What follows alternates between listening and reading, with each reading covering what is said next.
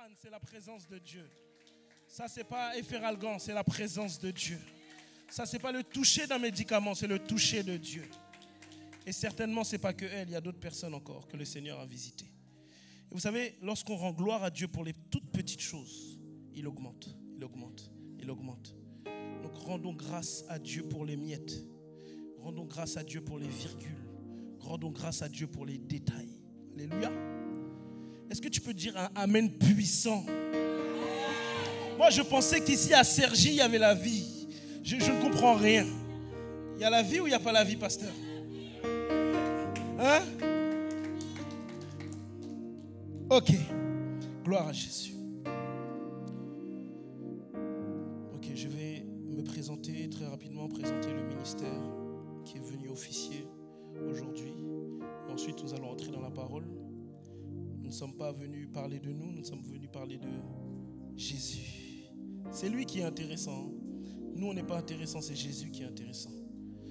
C'est lui qu'on est venu écouter, c'est lui qui a les paroles de la vie éternelle. Gloire à Jésus. Donc c'est un plaisir pour nous d'être là ce soir avec vous.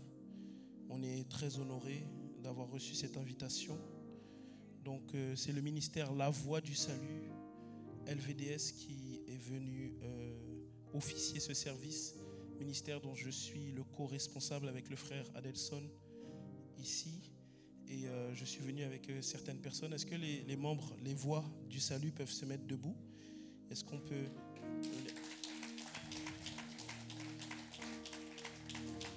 Donc, c'est un petit nombre qui est là. Les autres n'ont pas pu venir malheureusement. Donc, la Voix du Salut, qu'est-ce que c'est? La Voix du Salut, c'est un ministère apostolique, c'est une mission qui a pour but de prêcher l'évangile. Donc, le Seigneur nous a dit d'aller et de prêcher, d'annoncer la bonne parole. Donc, nous allons dans les zones reculées, là où le Seigneur nous envoie, pour annoncer la bonne nouvelle. Nous prêchons l'évangile, les âmes acceptent le Seigneur, elles veulent se faire baptiser, nous les baptisons et par la grâce de Dieu, elles entrent dans le royaume. Donc c'est ça notre mission. Et aujourd'hui, c'est un honneur pour nous d'être là. Lorsque j'étais en route, j'étais reconnaissant envers Dieu. Pourquoi? Parce que notre Dieu est merveilleux. Et lorsque Dieu écrit l'histoire de ta vie, il l'écrit de manière magnifique. Vous voyez, lorsque vous regardez un film à suspense et que tout au long du film, vous êtes dans l'action, vous ne comprenez pas, et à la fin, il y a la scène qui tombe, vous comprenez toute l'histoire. Et aujourd'hui, c'est ce qui se passe actuellement dans ma vie. Pourquoi? Je ne suis pas membre de cette église. Mais ma vie, ou encore ma destinée, a été impactée par ce ministère. Moi-même que vous voyez là, je me présente, je suis le frère Fredler, j'ai un âge, je ne vais pas dire mon âge, j'ai un âge, je suis marié à la servante de Dieu qui a dirigé, j'ai 3 enfants. 2 enfants, oui, ils sont là-bas, il y a 3 enfants. Et ma mère, lorsqu'elle était plus jeune, marchait dans le ministère du pasteur Desgranges. Donc elle chantait, je ne sais pas, elle était dans la jeunesse, elle était dans toutes les activités dans cette église. Et lorsque ma mère s'est mariée, c'est le pasteur Desgranges qui l'a mariée. Et la personne qui m'a présenté au temple, c'est le pasteur Desgranges. Est-ce qu'on peut applaudir le Seigneur? Et Dieu est un réalisateur merveilleux. Dieu est plus fort que les gens de Netflix. Et Dieu fait des choses, et lorsque je comprends, lorsqu'on analyse les choses que Dieu fait, on comprend qu'il y a des temps de destinée. Et je sais que celui-ci aujourd'hui est un temps de destinée. Parce que le Seigneur écrit une histoire. Et récemment, je suis venu à l'église comme ça. Et c'est le frère Jonas que vous connaissez bien qui faisait un programme. Et alors j'ai salué le pasteur. J'ai dit, pasteur, tu ne me connais pas? Il m'a dit non. J'ai dit, je suis le fils de Yolande. Il m'a dit, ah bon? Tout de suite, il m'a pris dans ses bras, comme s'il me connaissait. Il m'a dit, ça va mon fils, etc. Il m'a parlé comme si j'étais là tous les jours avec lui. Et j'ai vraiment apprécié l'accueil qu'il m'a donné. Et ça m'a montré la considération qu'il avait pour ma mère. Et il a pris des nouvelles de ma mère. Et d'ailleurs, elle est là aujourd'hui. Elle est là, c'est ma grande sœur. Est-ce que tu peux te mettre debout? Voilà ma grande sœur. Merci, tu peux t'asseoir. Et puis voilà, donc, on va entrer dans la parole. Alléluia. On aura le temps de faire connaissance. Je crois que c'est la première, mais ce n'est pas la dernière. Et le Seigneur va nous faire du bien. Amen. Est-ce que tu as soif? Moi, je veux juste ta soif.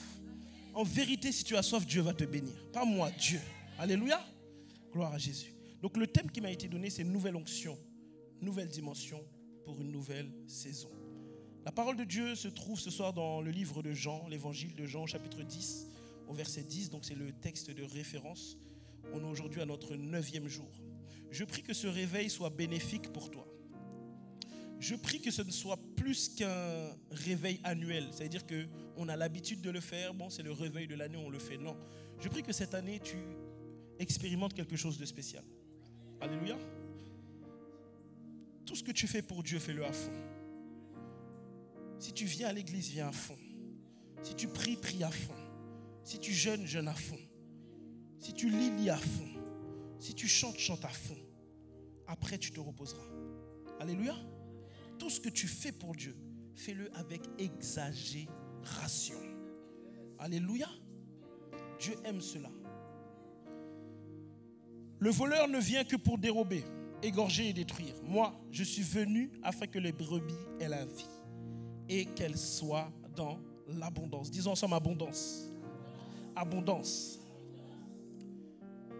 J'aimerais introduire mon message en disant d'ores et déjà que cette abondance dont le verset parle n'est pas l'abondance matérielle. Alléluia. Pour ceux qui étaient venus dans ce réveil-là pour chercher l'abondance d'argent, sache que ce n'est pas le premier but que le Seigneur veut pour toi. C'est bon de chercher l'argent. Dieu dira ceci, cherchez premièrement le royaume de Dieu et sa justice. Il ne dit pas chercher uniquement. Il dit chercher premièrement. Ça veut dire que secondement, tu peux chercher l'argent. Mais assure-toi que premièrement, tu cherches le royaume et sa justice. L'abondance ici n'est pas l'abondance de vêtements, mesdames. N'est pas l'abondance de robes. Messieurs, ce n'est pas l'abondance de col. Ce n'est pas l'abondance d'une belle voiture. Ce n'est pas l'abondance de quelconque bien matériel nous désirerions sur cette terre. Non. Pourquoi ? Parce que Jésus disait lui-même, dans Luc 12, verset 15, il dit que Jésus leur dit, gardez-vous avec soin de toute avarice, car la vie d'un homme ne dépend pas de ses biens, fut-il dans l'abondance. On a encore cette histoire du jeune homme riche qui vient voir Jésus et qui lui dit, Seigneur, qu'est-ce que je peux faire pour hériter de la vie éternelle? Et Jésus lui dit, vends tous tes biens. Donc on voit que dans la mentalité de Jésus, lorsqu'il parle d'abondance, de la vie en abondance, ce n'est pas d'abord la vie sociale, ce n'est pas d'abord la vie financière, ce n'est pas d'abord la vie matérielle. Alléluia. Cette abondance que Jésus parle, je vais t'en parler. Est-ce que tu veux savoir c'est quoi? On dirait que tu ne veux pas. Moi, je ne prêche pas tout seul, moi je prêche avec les gens. Je prêche pour les gens. Si vous n'êtes pas là, je ne prêche pas. Alléluia. Est-ce que tu es là? Est-ce que tu as soif? Oui. La vie éternelle dont nous parlons pendant ces 40 jours a été cachée dans un homme. Et cet homme, c'est le Seigneur Jésus. La vie éternelle n'a pas été cachée dans une religion. La vie éternelle n'a pas été cachée dans ton service. La vie éternelle n'a pas été cachée dans ta vie de prière. La vie éternelle n'a pas été cachée dans tes offrandes. La vie éternelle n'a pas été cachée dans ton bon cœur. Parce que tu as une bonne morale. La vie éternelle n'a pas été cachée dans une église. La vie éternelle est cachée dans un homme. Et cet homme, c'est le Seigneur Jésus. Alléluia. La Bible dit dans 1 Jean 1, verset 2 à 3, car la vie a été manifestée. Et nous l'avons vue et nous lui rendons témoignage. Et nous vous annonçons la vie éternelle qui était auprès du Père et qui nous a été manifesté.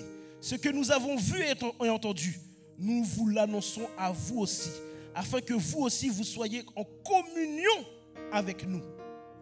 Or, notre communion est avec le Père et avec son Fils Jésus-Christ. 1 Jean 5 encore, versets 11 à 13. La Bible dit, et voici ce témoignage, c'est que Dieu nous a donné la vie éternelle et que cette vie est dans son Fils. Celui qui a le Fils a la vie. Celui qui n'a pas le Fils de Dieu n'a pas la vie.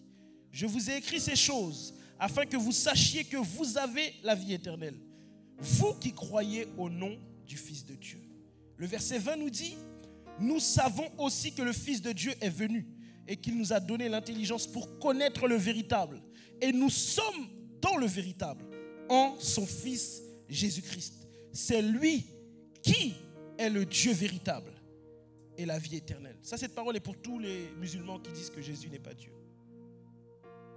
Où est-ce que la Bible dit que Jésus est Dieu? Là, tout de suite. C'est lui qui est le Dieu véritable et la vie éternelle.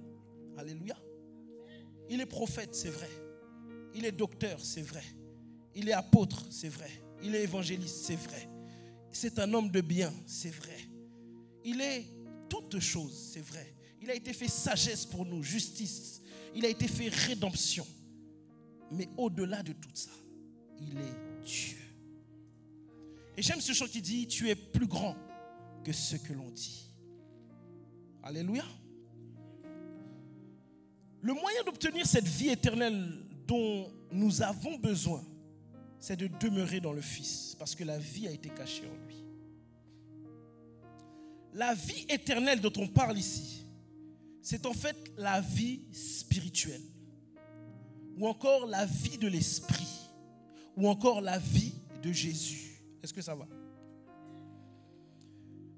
Et la vie de l'esprit peut être comparée à la vie sociale. Je vais emprunter une technique de notre Maître Seigneur Jésus qui, lorsqu'il enseignait, prenait des exemples sociaux, des exemples de la terre pour nous relater des faits spirituels pour que nous puissions comprendre les choses de l'esprit. Vous savez, nous avons tous ici une vie sociale, n'est-ce pas? Certains sont au chômage, certains travaillent, certains ont des activités, certains ont des enfants, certains ont des passions, etc. On a tous une vie sociale. Mais ici, bien qu'on ait tous une vie sociale, nous n'avons pas tous le même niveau de vie sociale. Et voilà pourquoi il y a des échelles. On parle du niveau de vie. Certains sont dans la pauvreté.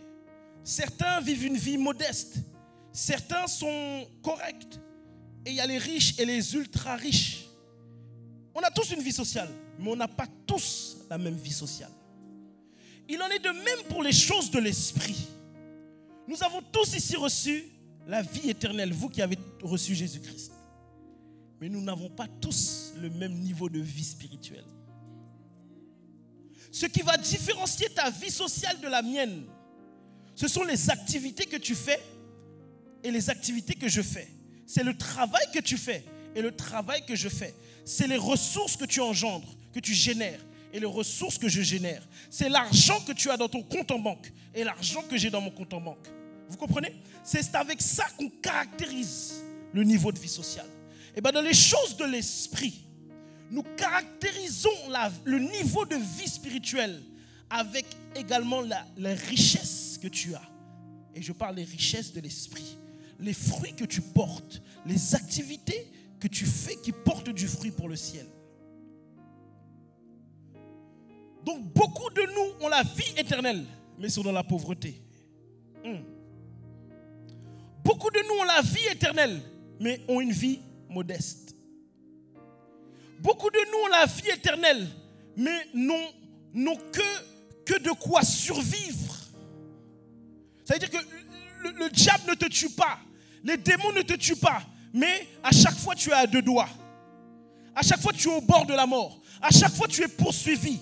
Alors que Jésus disait dans le texte de référence qu'il est venu donner la vie, mais pas en petit nombre, pas en petite quantité. Il est venu la donner dans l'abondance. Donc le niveau de vie spirituelle que Jésus veut que toi et moi nous manifestions sur cette terre, c'est l'abondance. Mais aujourd'hui, nous voyons beaucoup de chrétiens comparables à des païens. Parce que lorsque tu as un niveau de vie spirituelle faible, tu peux être comparé à un païen qui n'a pas de vie spirituelle. Lorsque ton niveau de vie spirituelle, parce que, mes bien-aimés, qu'on soit clair, quelqu'un qui a un niveau de vie élevé, ça se voit. Alléluia. Je ne parle pas de ceux qui font semblant, qui s'habillent avec des grosses marques, qui louent des grosses machines à crédit et pourtant ils sont remplis de dettes. Il y a ça aussi dans l'église. Des gens qui se jouent les hommes spirituels, les femmes spirituelles, les humbles du cœur, les intègres et pourtant ils sont faux. Je ne parle pas de cela. Mais un riche, tu le vois. Pas forcément dans ses habits, mais dans sa manière de se comporter. Dans son langage, dans les endroits qu'il fréquente. Tu vois quelqu'un qui a un niveau de vie sociale élevé. De la même manière, mes bien-aimés, quelqu'un qui a un niveau de vie spirituelle élevé, ça se voit. Tu penses nous tromper, tu te trompes toi-même. Mes bien-aimés, Dieu a donné des dons à l'église. Et il y a un don que j'aime, c'est le don de discernement. On ne voit pas tous les mêmes choses. On ne voit pas tous les mêmes choses. Là, je vois le serviteur, le frère. Mais il y a des gens qui peuvent voir le frère, qui peuvent voir dans son cœur. Mais bien aimé, si je suis faux, il y a des gens ici, ils vont le voir. Peut-être pas vous tous, mais il y a des gens à qui Dieu va révéler. C'est un faux. Tout ce qu'il dit là, c'est paille. Donc lorsque les gens pensent tromper l'église, ils se trompent eux-mêmes. Tu es dans toutes tes activités, tu viens faire semblant que tu sers Dieu.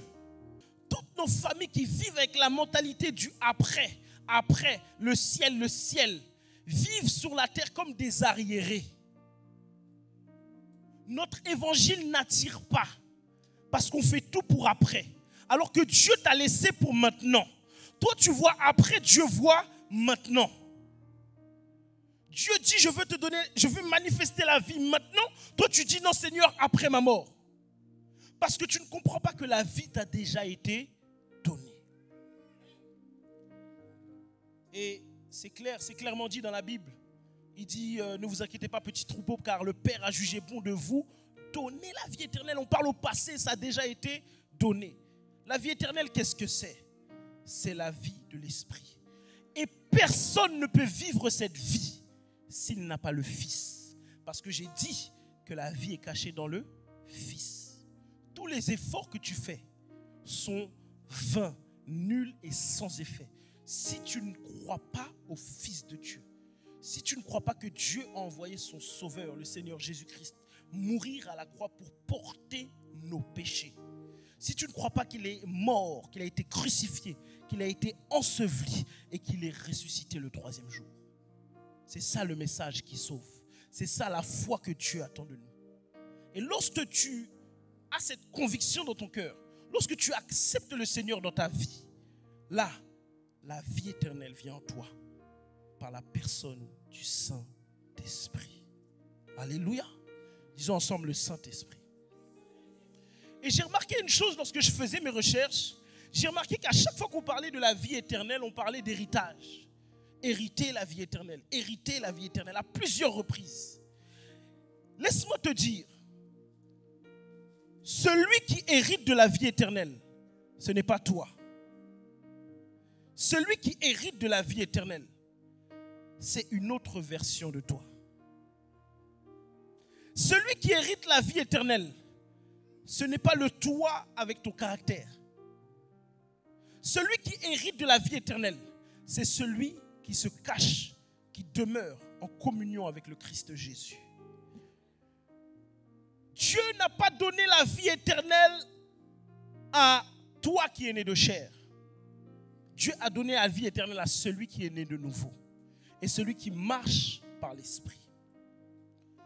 Donc cet héritage, tant que tu restes charnel, tant que tu restes guidé par tes passions, tu ne pourras jamais le toucher. Jamais. Tu ne pourras jamais le vivre. La vie de l'esprit, qu'est-ce que c'est? Le Seigneur Jésus l'a dit lors de sa première lecture, qui a intronisé son ministère. Il a dit: l'Esprit du Seigneur, l'Éternel est sur moi, car il m'a oint pour annoncer une bonne nouvelle. Il m'a envoyé pour guérir ceux qui ont le cœur brisé. Ensuite, il dit qu'il m'a envoyé pour ouvrir les yeux des aveugles, pour proclamer la délivrance. Est-ce que tu vis ces choses? Est-ce que tu vis ces choses? On connaît le verset, mais est-ce que tu vis le verset? On connaît beaucoup de paroles, on connaît beaucoup de versets. Mais est-ce que tu guéris les cœurs brisés? Est-ce que tu annonces la bonne nouvelle? Est-ce que tu permets aux aveugles de recouvrer la vue? Est-ce que tu proclames la délivrance aux captifs? Est-ce que tu annonces une année de grâce et de joie? Beaucoup d'entre nous, non. Ça, c'est rôle pasteur. Ça, c'est serviteur. Moi-même, Vinchita, c'est tout. Bon petit l'évangile, moi. Ancien l'évangile. Bon, ancien l'évangile. L'évangile sans puissance. Ancien l'évangile. Mais bien aimé, souvent les gens disent bon, ancien l'évangile là, ils ont référencé avec l'évangile Haïti. Pourquoi ça nous parle plus loin? Plus ancien. Pourquoi ça ne pas tourner dans la Pentecôte? Ça c'est ancien l'évangile là. C'est l'évangile ça nous besoin. L'évangile de la Pentecôte, l'évangile ressusciter les morts, l'évangile guérir les malades, l'évangile guérir, l'évangile où il n'y a pas de pauvres au milieu de nous, l'évangile où tout le monde prospère. C'est ça l'ancien évangile. Et pas l'évangile là où tu es dans le village là, sans révélation, sans Bible. Avec des paroles déformées. Bible dans la tête. Et pas Bible souffert, Bible dans la tête. Verset. Haïtien, plus qu'on chantait que verset. Haïtien qu'on versait à travers les chants. Oui. Si tu lui lis la Bible, il ne va pas comprendre. Tu lui chantes le chant. Ah oui, on versait ça, oui. Mais bien aimé, ce n'est pas ça la vie éternelle. La vie éternelle, c'est la vie de l'esprit, la vie de l'onction. La vie où l'esprit de Dieu. Il y a 2 dimensions dans l'onction. Ou encore 3. Il y a la dimension de l'onction en toi. Alléluia. L'onction en toi, c'est lorsque tu acceptes le Seigneur. Et que la Bible dit que le Seigneur te scelle de l'esprit. C'est-à-dire que l'esprit vient poser son sceau sur toi. Alors, tu vas prier, chercher Dieu. Et le Seigneur va te remplir de son esprit. Pour ceux qui ont expérimenté la plénitude de l'esprit, c'est la dimension de l'esprit qui vient en toi. Pas pour te donner la force et la puissance. C'est la dimension de l'esprit qui vient en toi pour changer ton caractère. Pour tuer le moi. La Bible dit dans Romains 5, verset 5, « Or l'espérance ne trompe point, car l'amour de Dieu est répandu dans nos cœurs par le Saint-Esprit. » C'est la dimension de l'esprit qui vient mettre l'amour dans ton cœur. Au lieu de la haine, au lieu de la colère, au lieu de la rancune, au lieu du manque de pardon. C'est cette dimension de l'esprit qui vient travailler ton cœur, ton âme. Et lorsque tu es rempli de l'esprit, l'esprit peut s'apparenter à des eaux. Le Seigneur Jésus disait en annonçant l'esprit que des fleuves d'eau vive couleront ou jailliront de votre sein. Et lorsque tu es rempli de l'esprit maintenant, lorsque l'eau déborde, l'esprit vient sur toi. C'est ce qu'on appelle le revêtement. Ça, c'est la force et la puissance. Ça, c'est l'onction de Dieu qui te permet d'aller de délivrer les gens. Qui te permet d'aller d'être un témoin. Qui te permet d'aller d'ouvrir un ministère. Qui te permet d'aller de commencer à opérer pour Dieu. Voilà pourquoi Jésus a soutenu. Il a dit, n'allez pas. Ne faites rien. N'achetez pas de chaise. N'achetez pas de micro. Ne louez pas de salle. Tant que vous n'avez pas reçu la puissance de l'esprit. N'achetez pas d'instruments. N'achetez pas de table de mixage. Tant que vous n'avez pas reçu cette puissance. Lorsque vous recevrez cette puissance, c'est alors que vous serez mes témoins. L'ancien évangile là, c'est l'église qui a commencé par la puissance. Maintenant, nous pas commencer par la puissance. Nous commencer dans division. Je vais aller me craser le ministère ça. Je prends moitié et puis je commence. Je vais aller me craser le ministère ça. Je prends 3 graines et puis moi commencer. Mais bien aimé, lorsque l'on commence comme ça, quelle est la fin? Même si tu dures 5 ans, même si tu dures 6 ans, même si tu dures 7 ans, même si tu dures 8 ans, ça va ton? Voilà pourquoi j'aime ce ministère. Parce qu'il y a la longévité. Et c'est une grâce du Seigneur. Que Dieu te bénisse, pasteur. Amen. Oui. Mais bien aimé, l'onction sur toi te donne maintenant d'opérer, de travailler, te rend habile pour jouer. C'est pas quand je viens à l'église, je peux jouer. Normalement, c'est quand j'ai cette puissance sur moi que je peux jouer. Normalement. Alléluia. Alléluia. La Bible nous parlait de David qui jouait seulement de la harpe. Et le son de ses instruments agitait les démons. Juste le son, sans parole. Parce que dans le son de ces instruments, il y avait des paroles que l'esprit démoniaque entendait. Nous, les hommes entendaient un son, mais les démons entendaient sors. Les démons entendaient dégage. Et normalement, c'est le son qui doit sortir de nos instrumentistes. Mais le problème, c'est comme nous ne manifestons pas la vie éternelle, les démons chantent avec nous. Les démons dansent avec nous. Les démons zoukent avec nous. Les démons pompent avec nous. Levez les mains en l'air, levez les mains. Et les démons aussi lèvent les mains en l'air et sautent avec nous. Alléluia. Parce que la vie n'est pas manifestée. Lorsque la vie est manifestée, Jésus allait en un lieu alors qu'il ne disait rien. Mais comme il est lui-même la parole, il n'a pas besoin de parler pour parler, parce que lui-même est la parole. Les démons disaient, mais qu'y a-t-il? Qu'y a-t-il? Pourquoi viens-tu nous tourmenter avant le temps?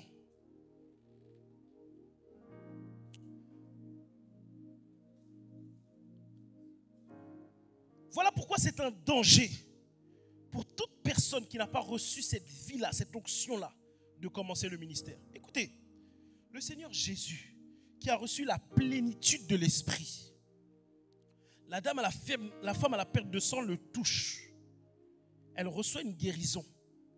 Jésus s'arrête, dit, qui m'a touché? Et Jésus va dire une chose étrange. Lorsque les disciples vont dire, mais Seigneur, il y a la foule qui te presse, comment ça qui m'a touché?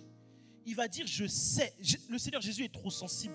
Il va dire, je sais que quelqu'un m'a touché parce qu'il y a une force qui est sortie de moi. Vous entendez? Il y a une force qui est sortie de moi. Ça veut dire que tout ministère que tu fais pour Dieu consomme la vie en toi, consomme de la force. Maintenant, imaginons, mais c'est pour ça qu'il y a des gens, ils sont insensés. C'est pour ça qu'il y a des gens, ils font des dépressions. C'est pour ça qu'il y a des pasteurs, vous les voyez, qui parlent mal, qui s'énervent, qui font des coups à gauche, à droite. Parce qu'en vérité, mes bien-aimés, faire le ministère sans être chargé de cette force. Maintenant, tu viens chanter, tu viens prier, tu viens prophétiser, tu viens déclarer, tu viens même imposer les mains aux gens. Tu vas chez les gens, tu pries pour les malades. Mais ça épuise de la force. La force physique, la force morale et la force